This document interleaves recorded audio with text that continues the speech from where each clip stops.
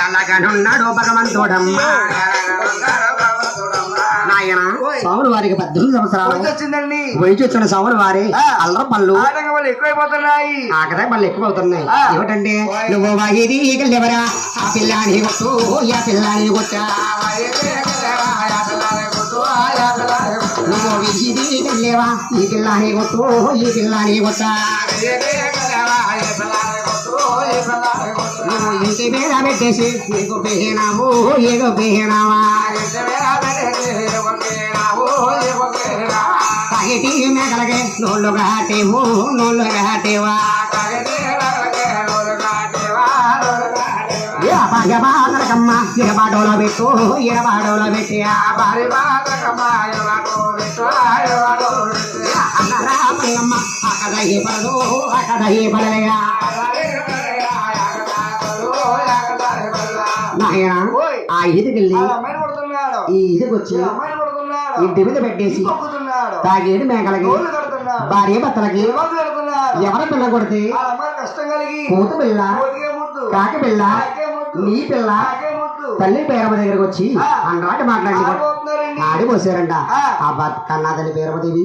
బాబు నువ్వు ఎవరింటికి వెళ్ళొద్దయ్యా మన ఇంటికాడ వచ్చి అనేటప్పటికి అమ్మా నేను ఎవరింటికి వెళ్ళలేదమ్మా అయితే మన ఇంటికాడ ఆడుకుంటాను అమ్మా నాకు ఒక బొంగరము బొంగరాలు ఆడుకుంటానమ్మా మన దొడ్డ వెనకాల అనేటప్పటికి ఈ మహా తల్లి బొంగరం తయారు చేస్తుంది. ఎలాగంటే 17 పుట్టోలా ఎండి బంగారమే ఏదో పుట్టోలా ఎండి జొల్లారు మొజాలారు తయారు చేసి చిలక దగ్గర రమణ చేసేకిచ్చింది రేవుల్లో ఆడుకుంటుంటే ఎంత సమయాన్ని ఎవరు వచ్చేనారు అసలు గోడల్లో కొత్త గోడల్లో రేవులకే బయలుదేరారు నాయన ఈ సోమరు వారు నీలాది రేవుల్లో ఇంతటి సమయాన్ని ఎవరు వస్తున్నారు అత్తిండి గోడలు నీలాది రేవులకి ఎలాగండి అందాల అమ్మ ఊరే కొత్త గోడలమ్మ